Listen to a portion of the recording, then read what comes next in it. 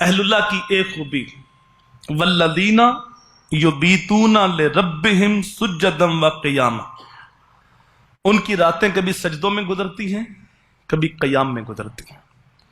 وہ راتیں غفلت کے ساتھ نہیں گزارتے، وہ رات کو اللہ کی عبادت کرتے ہیں۔ میرے حضور کی زندگی میں یہ پہلو کتنا غالب ہے۔ ساری دنیا کو رب کہتا ہے کہ بستر چھوڑو، مصلی پہ آؤ، قیام کرو، سجدہ کرو، رکوع کرو، لیکن اللہ اپنے محبوب سے کہتا ہے قم اللیل الا قلیلا، محبوب کبھی آرام بھی کر لیا کر۔ اہل اللہ کی یہ خوبی ہے کہ ان کی راتیں کبھی قیام میں گزرتی ہیں کبھی سجدوں میں گزرتی ہیں، بلکہ راتیں ان کے سامنے مختصر پڑ جاتی ہیں۔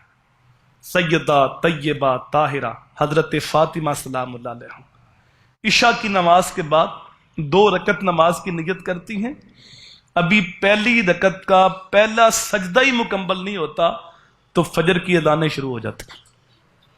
تو اللہ کی بارگاہ میں رو کے عرض کرتی ہیں باری تعالیٰ تیری راتیں اتنی چھوٹی ہیں، تیری بندی کا ذوق بندگی ہی پورا نہیں ہوتا، ایک رات تو ایسی بنا تیرے نبی کی بیٹی جی بھر کے سجدہ تو کر لے۔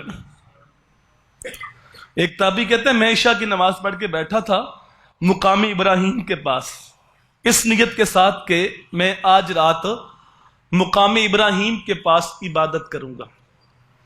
تو کہتے ہیں کہ ایک شخص آیا، اس نے میرے کندھے پہ ہاتھ رکھا اور میں نے پلٹ کے دیکھا تو عثمان غنی تھے۔ تو مجھے کہا کہ میں نماز پڑھنے لگا ہوں، میرے ساتھ نماز پڑھو گے؟ تو میں نے کہا حضور میری فروخت بختی کہ میں آپ کی اقتداء میں نماز پڑھوں۔ تو مجھے فرمایا اگر میں قرآن پاک کچھ زیادہ پڑھ لوں تو کوئی مسئلہ تو نہیں؟ میں نے کہا جناب جتنا مرضی پڑھے۔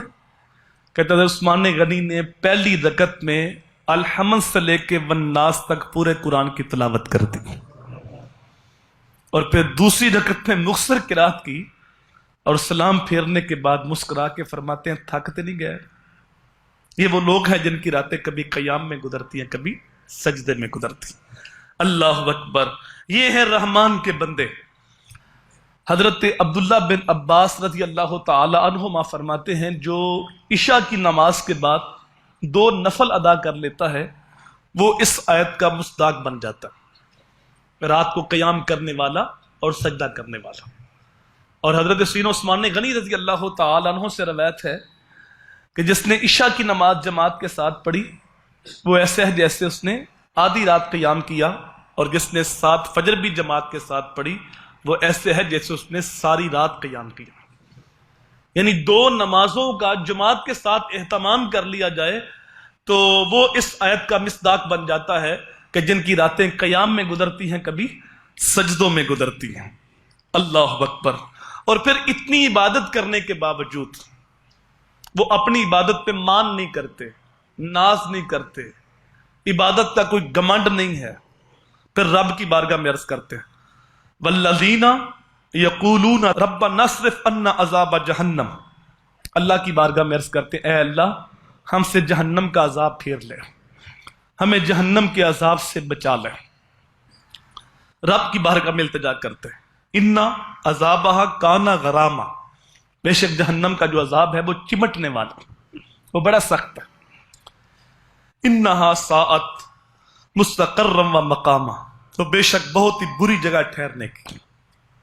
حضور صلی اللہ علیہ وآلہ وسلم نے جبریل علیہ السلام سے پوچھا کہ مجھے جہنمیوں کے عذابوں کے بارے بتاؤ، تو جبریل علیہ السلام عرض کرتے ہیں اخف العذاب، آقا سب سے ہلکا عذاب جو جہنمی کو دیا جائے گا وہ یہ ہوگا کہ اس کے پاؤں میں آگ کے جوتے رکھے جائیں گے، باقی سارا بدن اس کا سلامت ہوگا۔ یہ خفیف ترین عذاب ہے، سب سے ہلکا عذاب کہ اس کے پاؤں میں آگ کے جوتے آئیں گے۔ اس کی گرمی، اس کی حدت، اس کی تپش سے یغلی منہما دماغہ، اس کا دماغ ایسے ابلے گا جس طرح ہانڈی ابلتی، اور ابل کر ناک اور منہ کے رستے سے باہر آ جائے گا۔